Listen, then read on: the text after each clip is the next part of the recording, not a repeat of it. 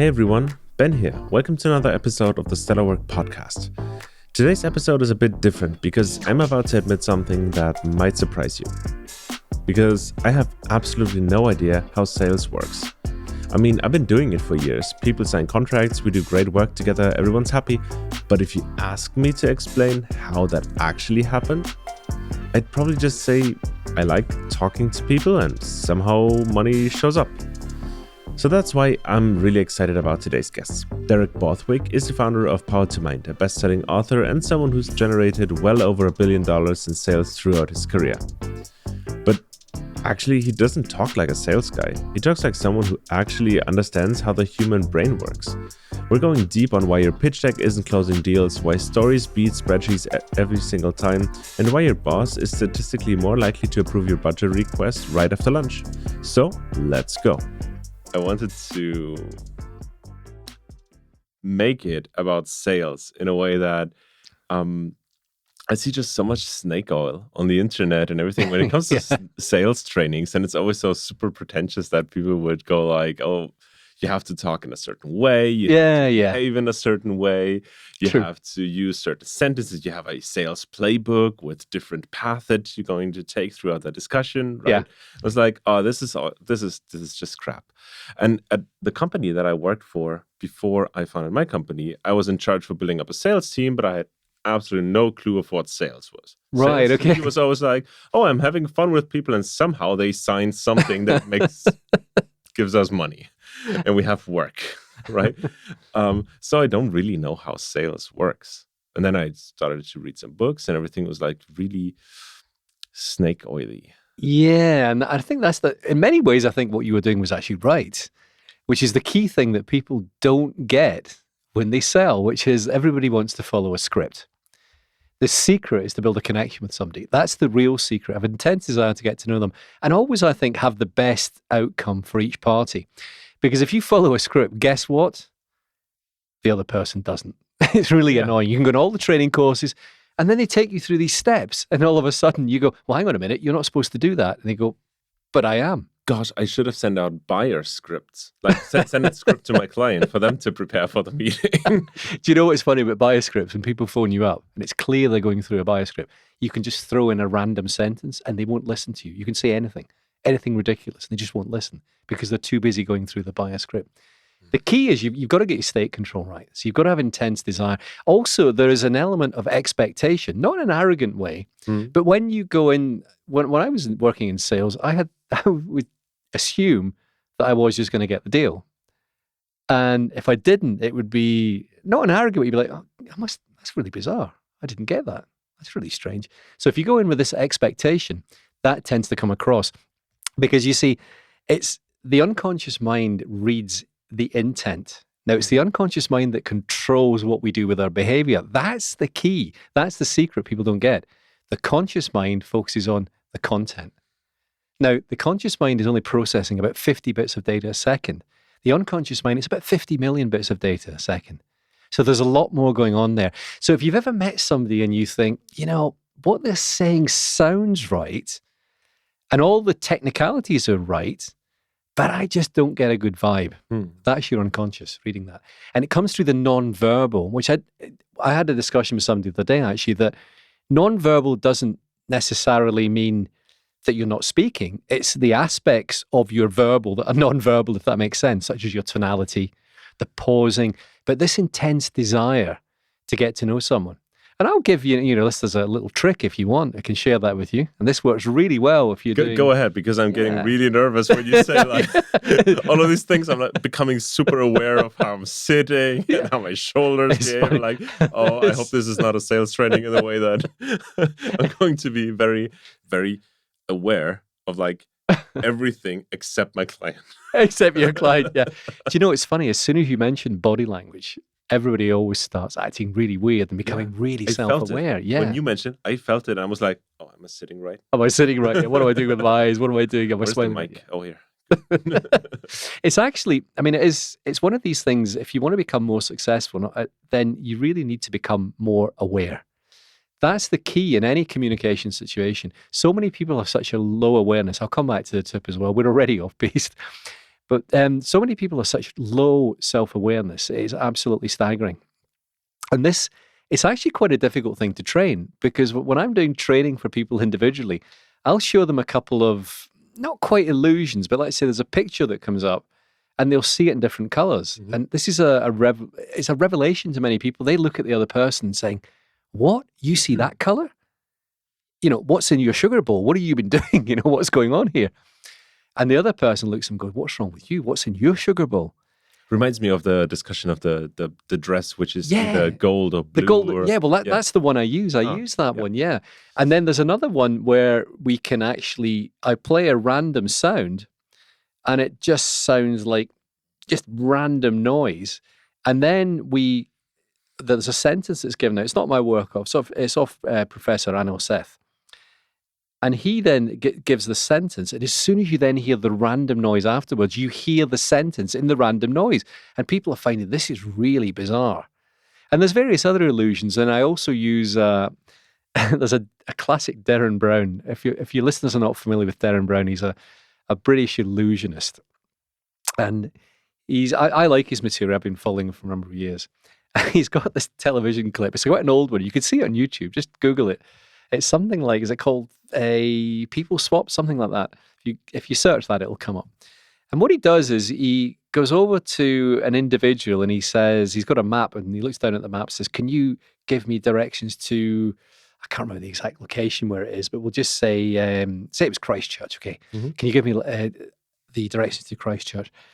And while the person's looking, going, well, you go down there and looking at the map, all of a sudden, two people come by with a huge big picture of Derek Brown, and he splits them. And so Derek Brown then ducks behind the picture, and he's replaced by somebody else. And the person doesn't notice. Now, here's the interesting thing I didn't realize was that I thought everybody would spot the first placements. When I've been doing training courses, I've been using this video. And it's only recently now that people haven't spotted until the fourth or fifth placement takes place. So it's actually harder to become more aware than you would think. So he first of all swaps with someone who looks vaguely like him. Then he has someone who's the same height but is bald.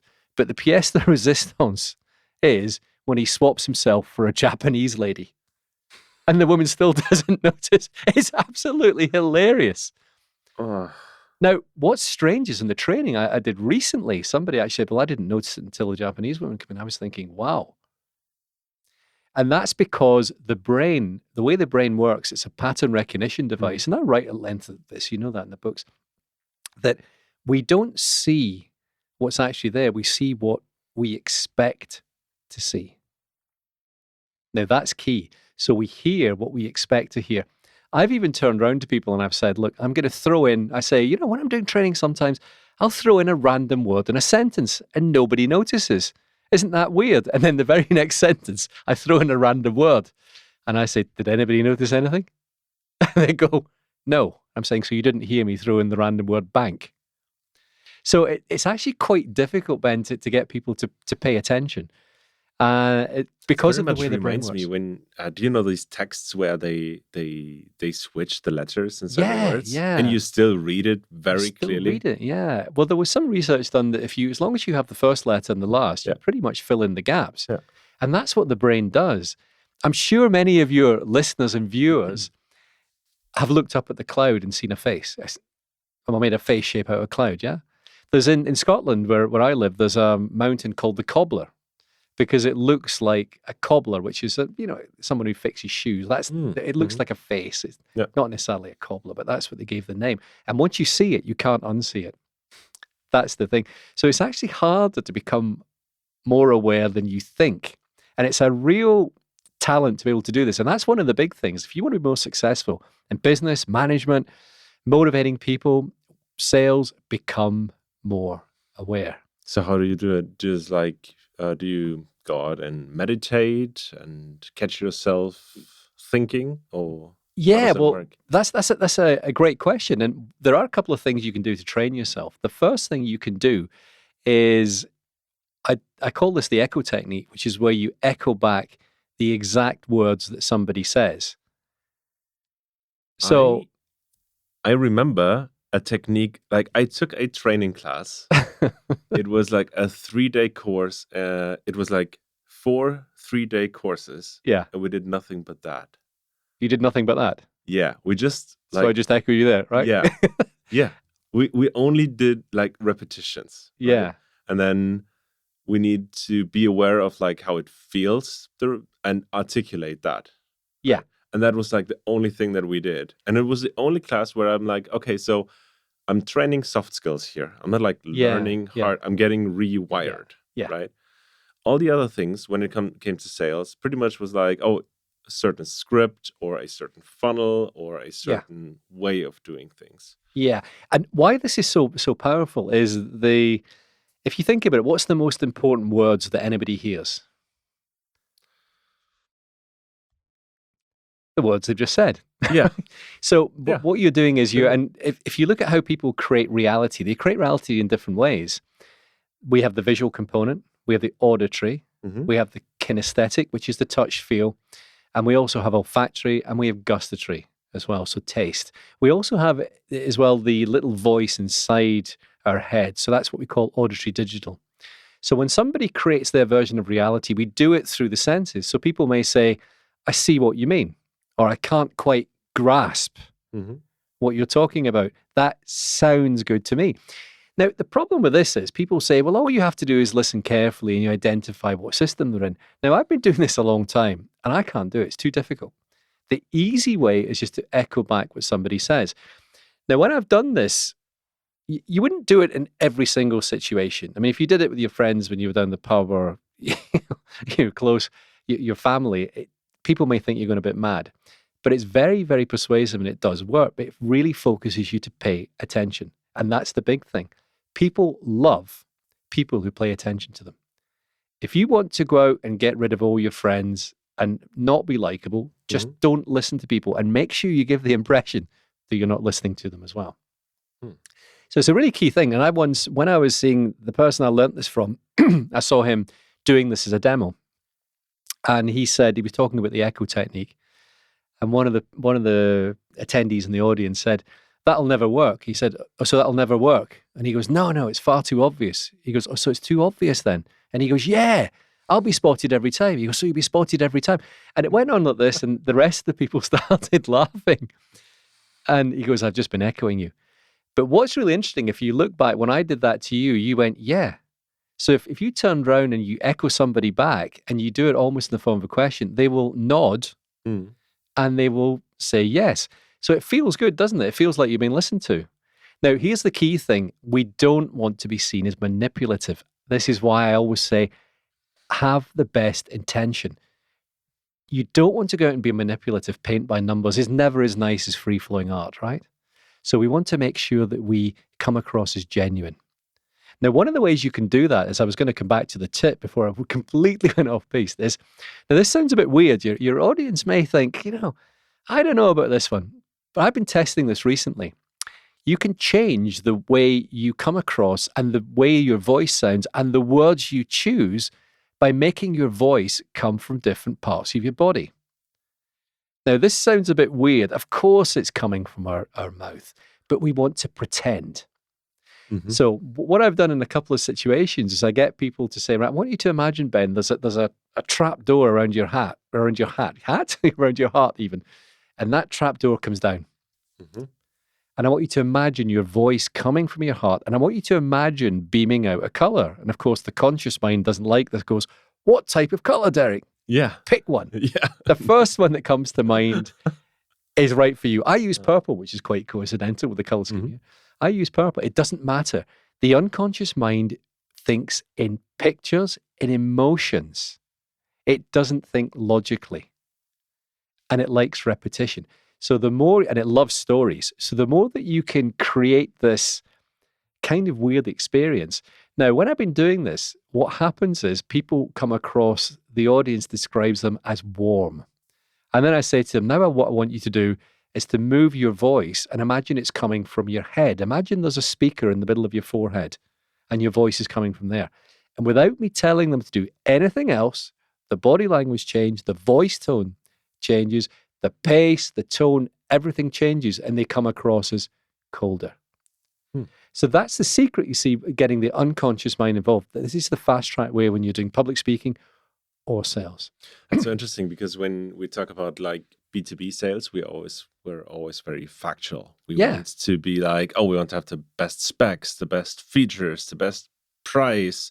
And we talk about like price elasticity and all of that, right? And then we sort of nail everything down. And now you're saying it's actually like, no, you're not selling to a business, you're selling to a human being. And the way their brain, the way they are wired is like not in a spreadsheet. Yeah, exactly. And this is where the biggest mistake I see occurring in business. When people go into business, they start behaving really weirdly. Okay. What I mean is if you and I went for a drink, okay, and imagine I came in and said, Ben, did you know the average rainfall in Paris is 22 inches? Or what's that? I'm making these figures up, though. Don't quote me. Okay. So I should go centimeters, shouldn't I? Say 35 centimeters. Did you know the average temperature in India is X degrees centigrade? Did you know that the highest mountain in Scotland is X meters? After a while, you're going to go, Derek, you're a lunatic. Yeah. Yeah, I would go, Derek, you're a lunatic. Thank you very much. And I like it. Keep going. Why do you know all of that? Like, what is wrong with you? Exactly. So that's not the way we communicate when we are communicating as human beings. We tend to say, oh, Ben, you're not going to believe it. I was down in London the other day and I had this client. It's really tricky. And you go, really? What happened, Derek?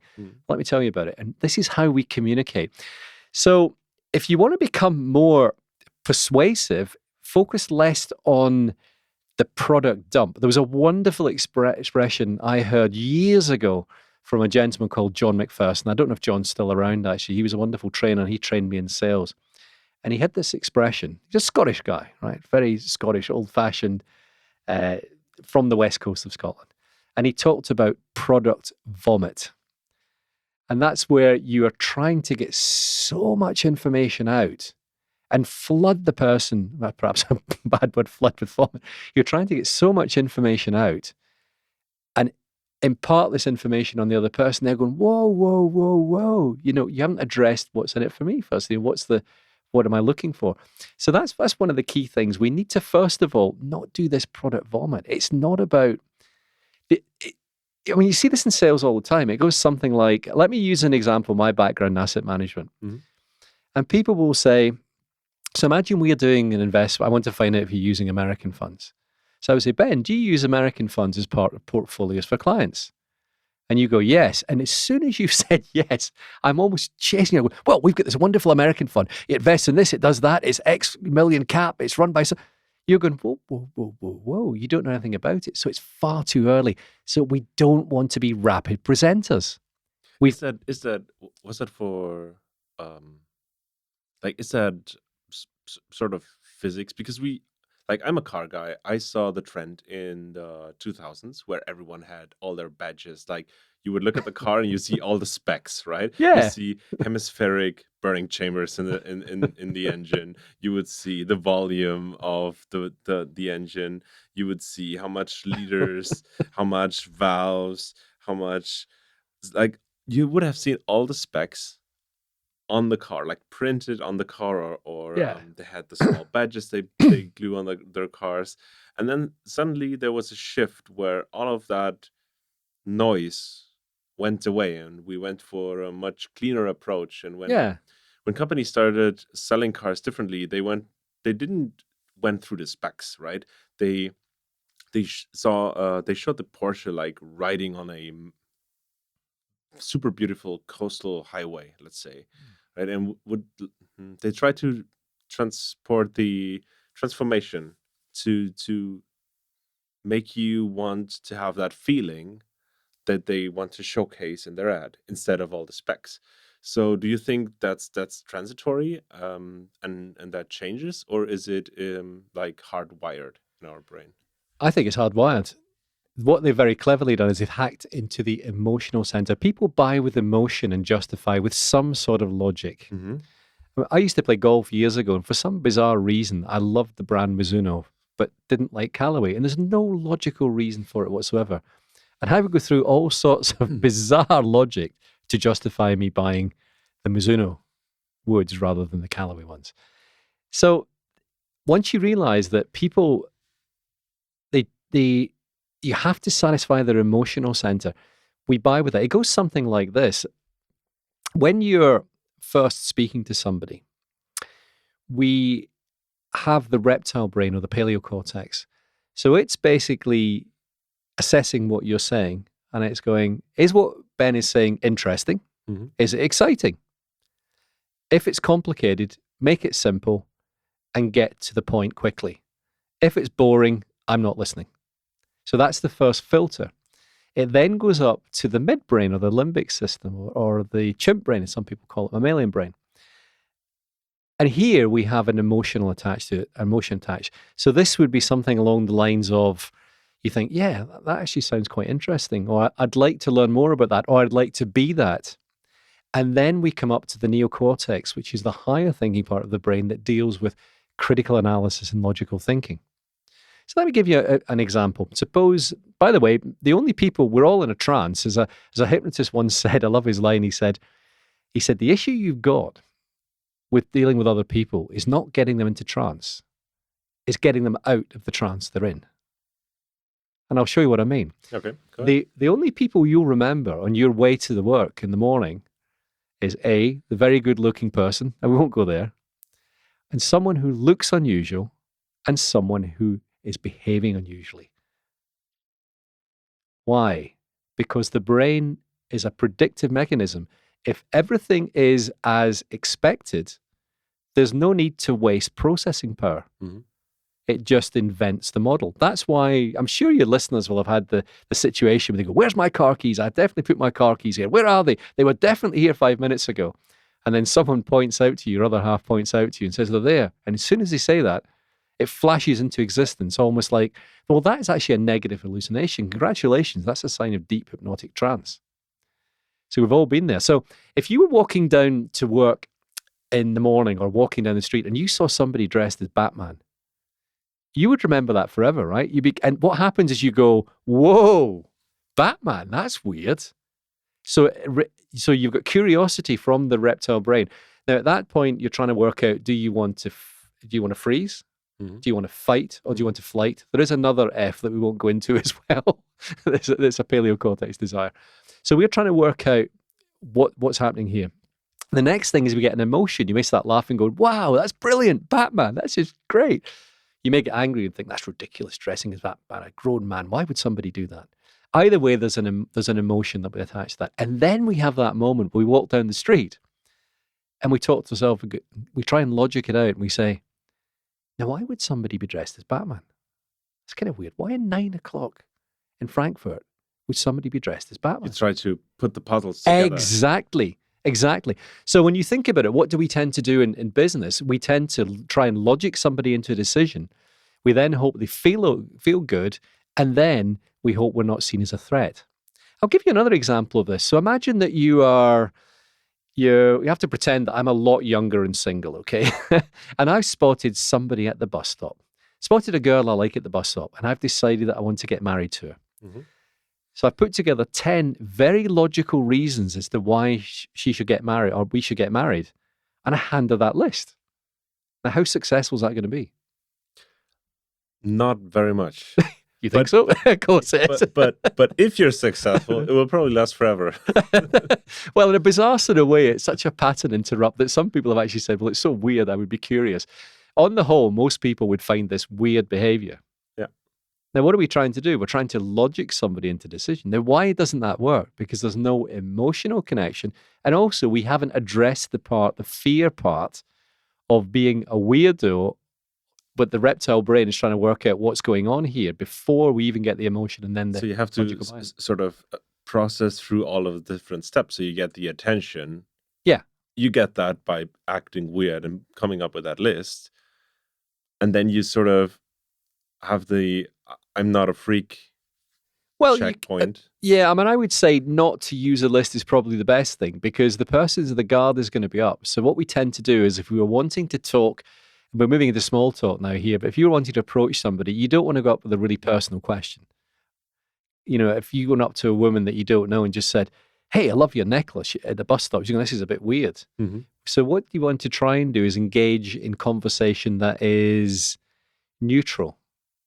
For example, if you saw somebody writing in a notebook, it's quite unusual to see writing. Most people are on phones. If you said to them, hey, it's so great to see somebody writing in a notebook, you're talking about the situation, the occasion, or the location. Any one of those works. And then you get the conversation going.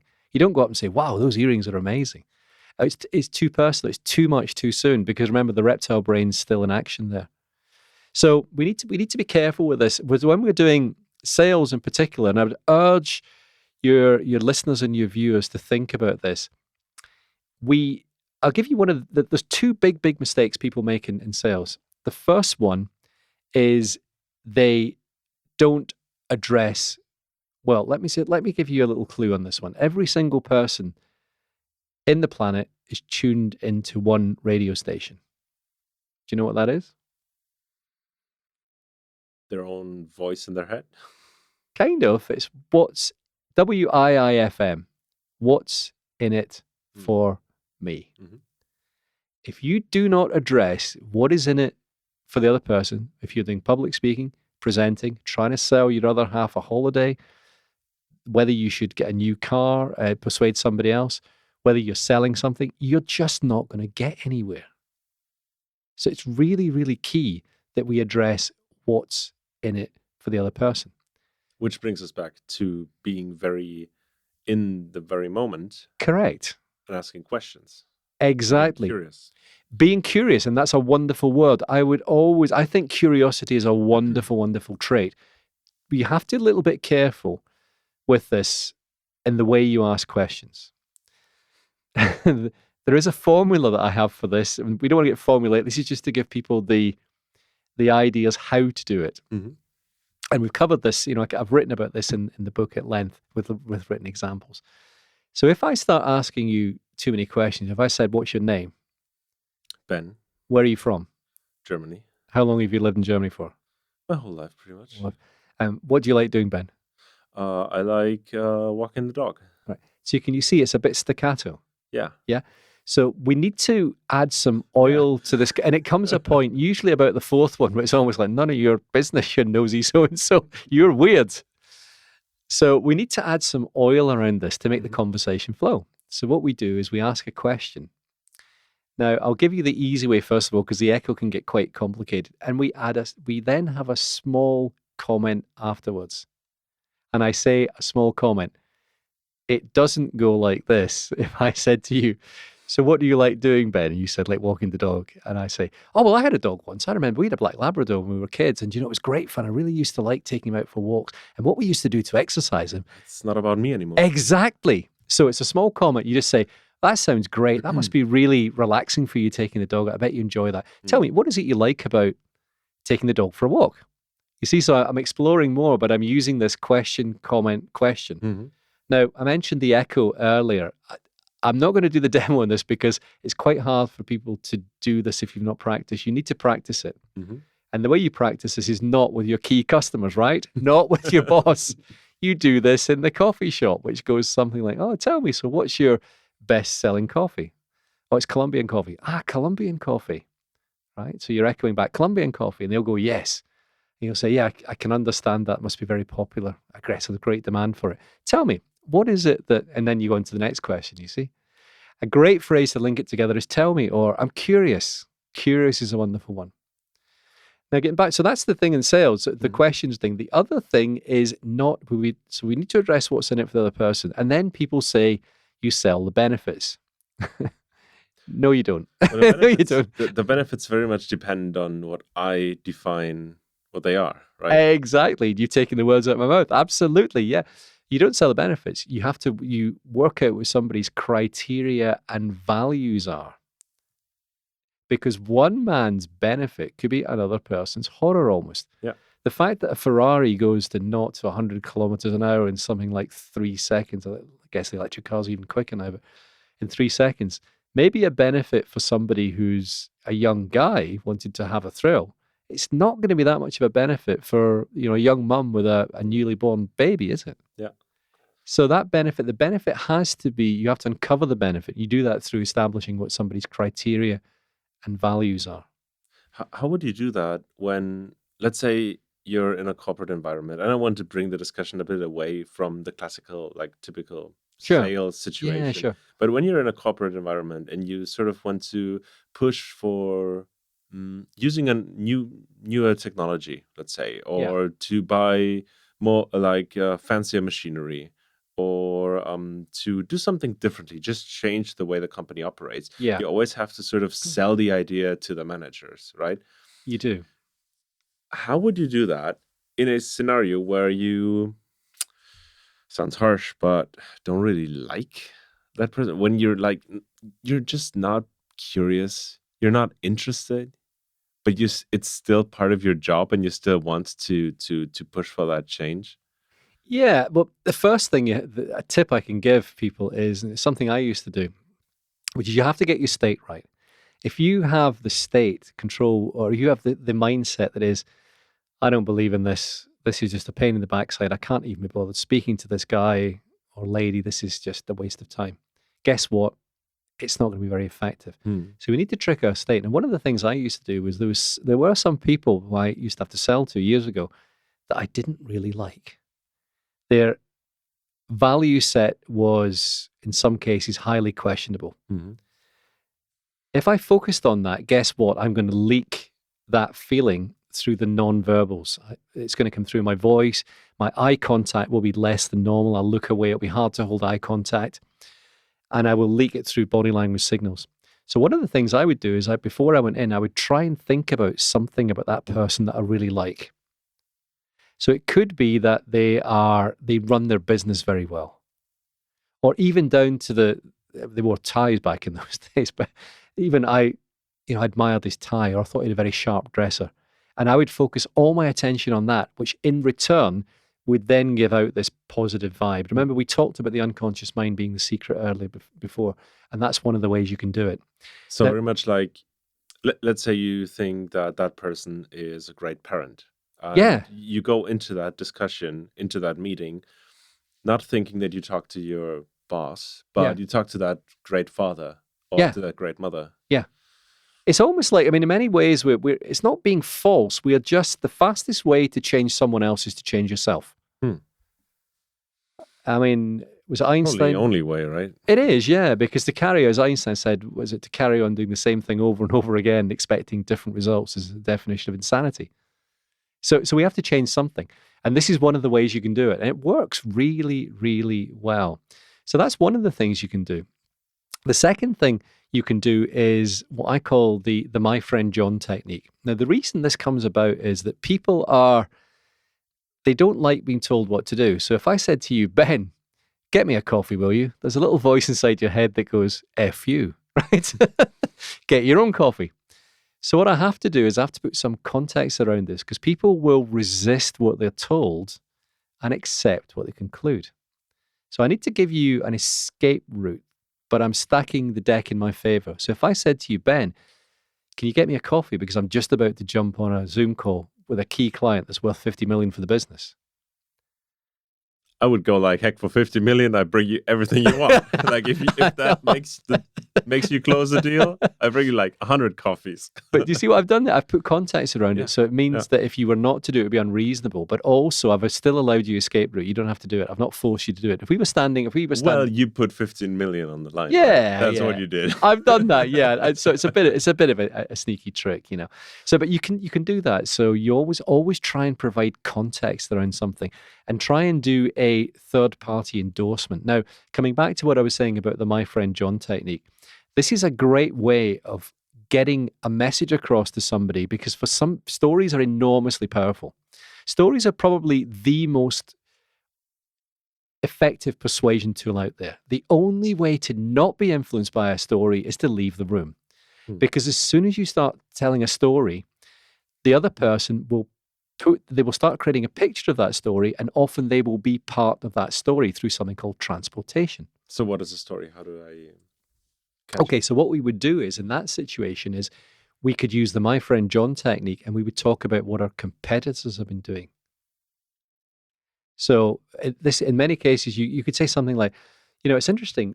I was reading an article the other day, and it showed that the companies that have embraced training and invested in training have enhanced their productivity by 27%. Now, if I turn around to, do you see what I'm doing? Do that all the time. But do you see? So we're doing it subtly. Another example would be if I was getting you to, let's keep it just fairly general. Suppose I wanted you to buy insurance for your house. Okay, I'm going to be more, if I said to you, Ben, you should buy insurance for your house. Now, even though you may agree with me, you've still got the FU principle, right? Because I'm telling you what to do. But if I turn around and share the story with you. So if I said to you, for example, this is actually a real life story. One of my friends, I was speaking to him, and he lives in a cottage that's semi-detached. So he's got neighbors. And the electric bike that the neighbors had went up on fire and nearly took down his cottage as well as theirs. Now, if I use that story, it's far more persuasive because you will probably put yourself in that situation, think, what if that was me? And you're more likely to then take insurance out rather than me saying, you must take this out because there is a 1 in 2 chance or a 1 in whatever, 100,000 chance or something of this happening. So do you see how, so it's much more subtle. So we have to be very careful. As I remember going for an interview once and years ago when I was in my early 20s, and the guy said to me, he said, Derek, there's 2 ways you can get around a wall or get through a wall. He said, you can smash your way through the wall or you can just go around the side. And I thought, that's actually very good advice. So we want to try and avoid forcing people and get them to come to the conclusion themselves. This is why stories are so powerful. So always think about it. Make sure you've got your facts and figures as well. People will tend to respond better to facts and figures. I'll give you listeners another great tip as well. And this is, we're on the topic of human beings being illogical. Your decision making is influenced by how hungry you are. Now you may think, hang on, Derek, how do you know this? Well, that's a good question. In Israel, what they did was they looked at prisoners coming up for parole. And they found that you had a far higher chance of getting parole after the judge had eaten something than just before lunch and at the end of the day. We are so illogical that parole decisions are often affected as well by how well their football team has done the day before. Weather affects people as well. So if you're going to go if you're going to go for a big deal or you're wanting to get a pay rise, don't do it before lunch. Go after lunch or first thing in the morning. Now, I notice when I'm training people that after lunch, they call it the graveyard slot. I'll tell you one thing, they're a lot more agreeable than they are before lunch. It's just keeping their attention because guess what? The stomach's full, they feel relaxed, they're more agreeable. So this is a key thing to use if you're wanting to. These are all the, if you like, the hidden persuaders, things that can affect the outcome that are unconscious that people are not aware of. For example, if somebody is right-handed and you stand on the right-hand side, they're going to like you more than if you stand on the left-hand side. Really? Yeah. Scientifically? I believe so. I haven't got that. It's in one of my books. I need to check the reference on that. Yeah. But try it. The thing is, we can measure lots of things. I'm a big fan of if something works, use it. Yeah. If it doesn't work, don't use it. There'll always be a study out there whose raison d'etre is to use confirmation bias to the detriment of what you're saying. If the things I'm saying work, great, use them. If they don't, try something else. Yeah. That's the key. That's the key. That's so interesting because when we talk in business context, it's always like very factual, very, I have to do this PowerPoint chart. I have to get my calculations right. And after talking to you, it feels sort of like, yeah, that's the base thing where you make up your mind. But then when it comes to like convincing your boss to go into a certain direction, there's also this human factor, right? Which plays a very huge role in this whole process, probably as much or if not more, I don't know, than the spreadsheet that you prepared and the calculations that you did in the background. Yeah, well, I would say probably more. And let me give you a little example. I mean, I've got a mission, a global mission. I think actually there's a global conspiracy going on here. And I think all companies and all nations meet in secret at a Swiss resort in the Alps. And what they say is, right, guys, I need you all to buy into this. We're all going to use PowerPoint, okay? Must use slides. Size 6 font, double axis charts that are so confusing even Einstein can't understand it. And make sure to write your notes on the slides, okay? And make nice long sentences. I buy into that theory. So I have a mission to try 100%. it. So I have a mission to try and correct this. And let me give you a little example. if you've ever met anybody who's been on holiday, Mhm. okay, we all know people who've been on holiday. They come back, they're super excited about their holiday. And we say, where have you been? They say, oh, I've been to Vietnam. You go, oh, fantastic. That sounds wonderful. And before you know it, they've got their phone out with the pictures. Now they show you the first picture and they say, this is this ancient temple. You go, that looks fantastic.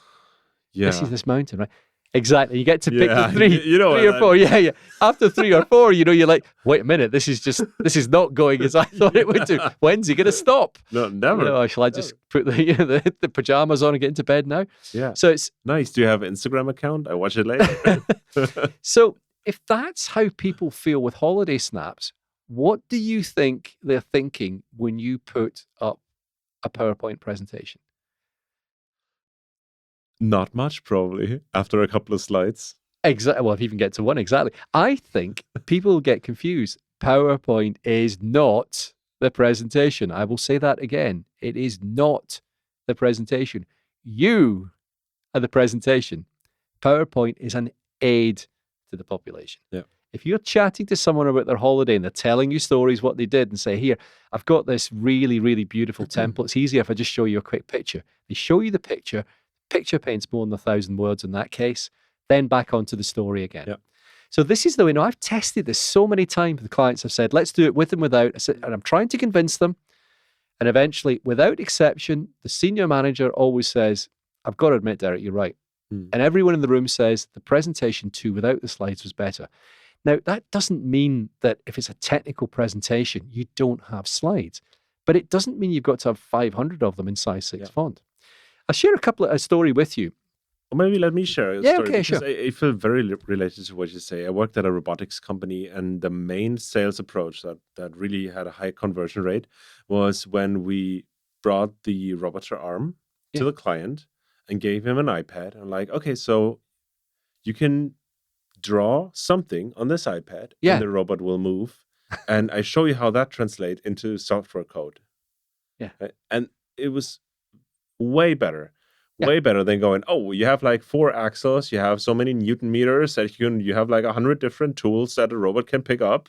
And you go like, which tools do you have? Like, we have those 20. Oh, cool. We have 15 of them. And exactly. like, just see the robot move, make it dance. Yeah, exactly. And the same thing was when I worked with the car company. I worked a couple of years with Ford. Yeah.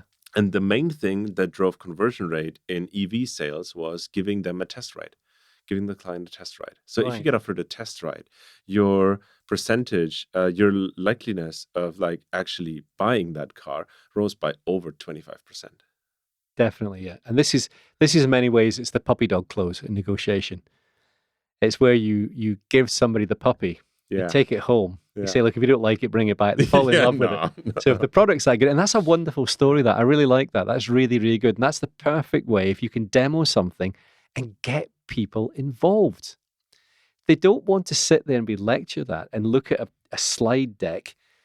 Yeah, we've seen this. I mean, in asset management, I saw I've worked with some real characters. Unfortunately, many of them have gone. But there's one individual, I'll give you a good example and a bad example with the very same client. The first one was, the bad example was, we had a product specialist and she came in and she talked about US equities. And she sat down there and she said the equivalent to nowadays, I'm just going to share my screen.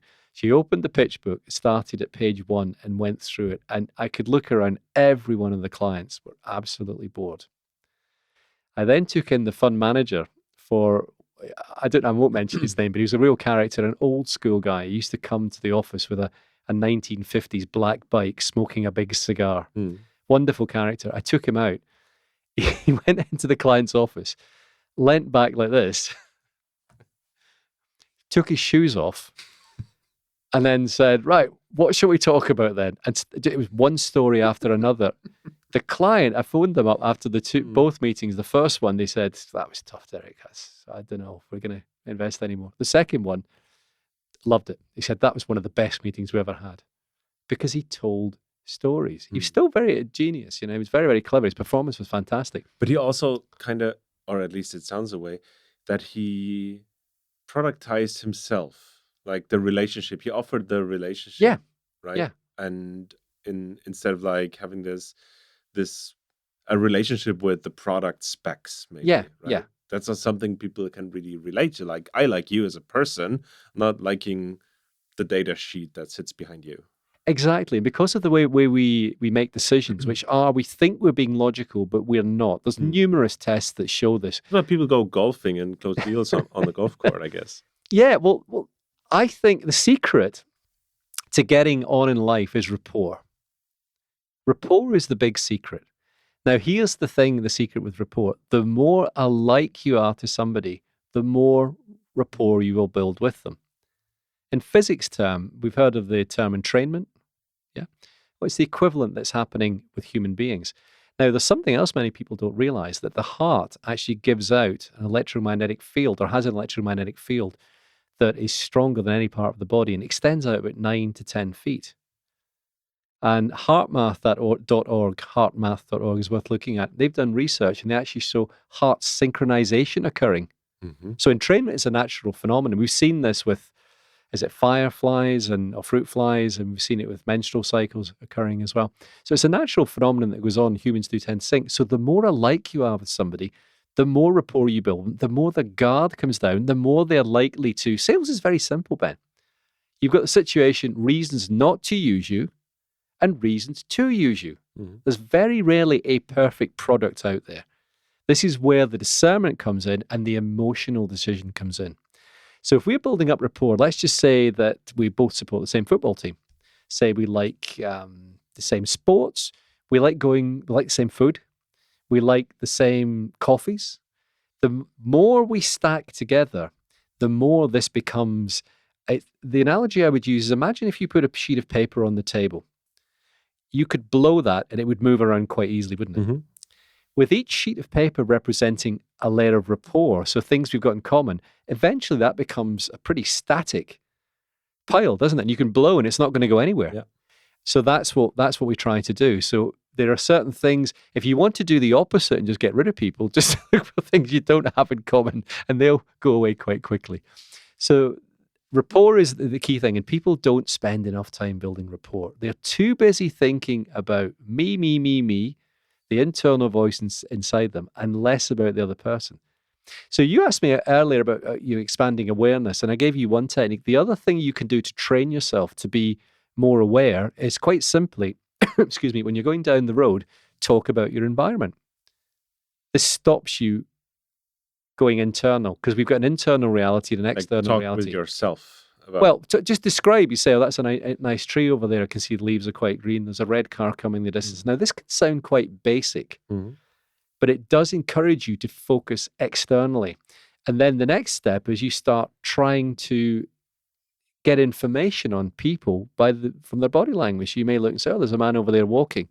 And you look at his body language and you think, I wonder what his body language says about him. Because the principle of body language is the outer expression is a reflection of the inner thought. It almost feels like becoming a espionage aspirant. Like you want to be recruited by the MI6 when you walk along town, and you sort of you're memorizing everything. You're becoming aware of everything. You're trying to interpret everything. It's very difficult to keep that, because there is this internal dialogue that's going on in the internal world. You walk along and the brain works by association. You go, oh, there's a concert I want to go to, and all of a sudden you're internally making internal pictures again. That's a natural phenomenon. It's going to happen. The pendulum swings between external reality and internal. However, when a sales environment or a managerial or any business, we want to make sure we're in uptime as much as possible and not talking to ourselves. What most people do is this, Ben, they ask a question and they're too busy thinking about what they're going to say next rather than listening. And it is quite funny. I have actually just given ridiculous answers just to test, and people don't listen. It's extraordinary. It really is quite extraordinary. Like, one ridiculous answer that you gave, like within this show, was like, I'm asking you on how to become a better salesperson, how to close the deal. Yeah. And I was expecting for you to sort of like, oh, I wrote this in my book, or I give this training course, and I was expecting you to try to actually sell yourself. But what you told me was, oh yeah, just take a walk in the park, like something that is completely free. Yeah. You didn't sell anything. No. And it sounded like pretty odd to me because I was not expecting that. Like, I'm happy that we can give something away that everybody can do. Yeah. Almost. Like, I hope you all can do that. And getting that answer from you, that was like really surprising to me. Yeah, well, the thing is, people can spot when you're starting to sell a mile off. If you're starting to do promotions, it can. I think the purpose, I want to try and share information that helps people rather than talk about me all the time. So yeah, I mean, I've had my successes. I've done pretty well. You did, but I'd rather talk about the things that work for people on a more of a generic level. I mean, closing the sale, if we go back to closing the sale, yeah, there's the technicalities, and you could read all the closes. We have puppy dog close, the alternative close. There's loads of them. The issue is, guess what? The clients don't follow the script. The customers don't follow the script. The key is that you have to build rapport with them. If you have done a good fact find, you've asked the right questions, which we've talked about how to do that, you've listened, and also you make somebody feel important, then the close comes it should come reasonably straightforward. It should just be, just on the basis of that, how are things looking? Are you happy to go ahead with it? Now, here's the other thing. When people say no to you, or if you put forward a proposition and they say no, they're not actually saying no to you. They're saying no to themselves. Right? So let me give you an example. If I said to you, Ben, would you buy one of my books for 1,000 euros? No. Okay. You buy it 500 euros? No. 100 euros? No. 50? Depends on the book. 20? Yeah, why not? Yeah. Do you see? So what's happened there is we're going through a value assessment. What your mind is saying is that $1,000, the value in the book does not represent the $1,000 purchase or €1,000 purchase. So we need to make sure when we're doing this that we're creating value and working out that when they're saying no on price, it's not no to you, it's no to themselves. Because you could ultimately say you get every deal you want if you said, look, we'll do it for free. But that's not going to, you're not going to be profitable if you keep doing that. Yeah.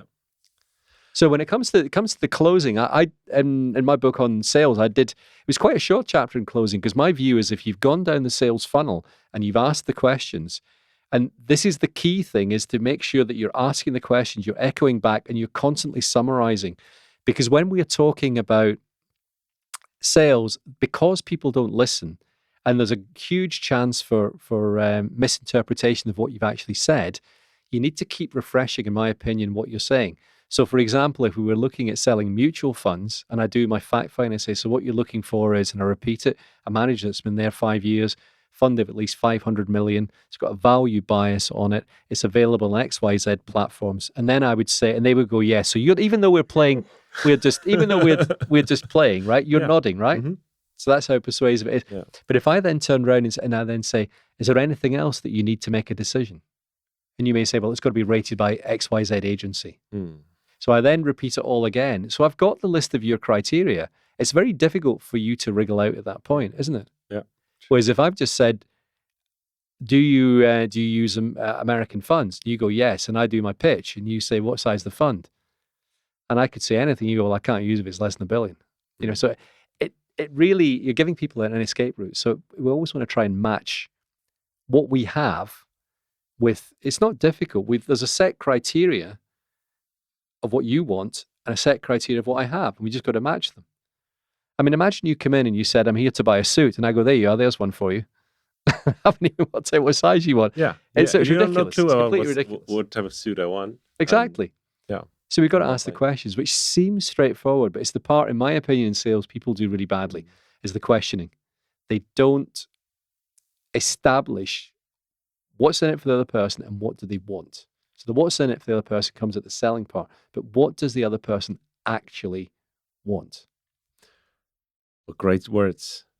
Thank you so much. I really enjoyed this conversation. And I hope we can do this another time because this 1 hour just went by way too fast. Is that an hour already? Wow. Thank you so much for being on the show, Derek. I really enjoyed it. Thank you. And where do people find you if people want to reach out, if people want to connect with you? Yeah, if they want to connect with me, my website is www.power and then the number 2 and then mind.com. It's also in the show notes. Great, thank you. You can link in with me as well. So you'll find pretty easy to find LinkedIn, probably the least subtle person on LinkedIn. He answered me, he probably will answer you. And then you can check out the books that are available on Amazon as well. So if you any of the markets that you're in, Germany, US, Canada, UK, wherever they're available globally. Awesome. Thank you so much. My pleasure. Episode. I really enjoyed it. Thank you, Ben. Thank you so much for listening, and see you soon. Bye. And that's a wrap.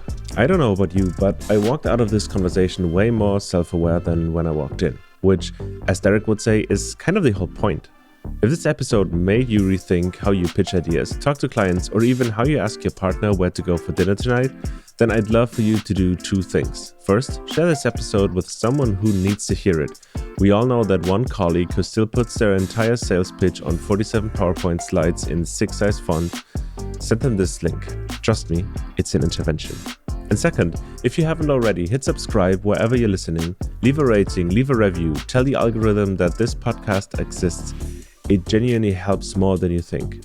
Thank you for listening, and catch you on the next one. Bye.